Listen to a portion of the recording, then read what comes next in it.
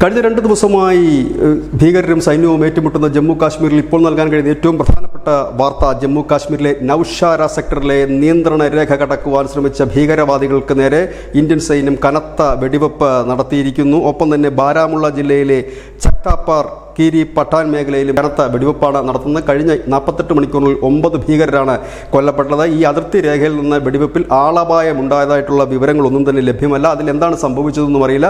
അതിർത്തി നിയന്ത്രണ രേഖയ്ക്ക് സമീപം ഈ ഭീകരരുടെ ഒരു കൂട്ടം കണ്ട് അവിടേക്ക് ഇന്ത്യൻ സൈന്യത്തിൻ്റെ ശക്തമായ തിരിച്ചടിയായിരുന്നു.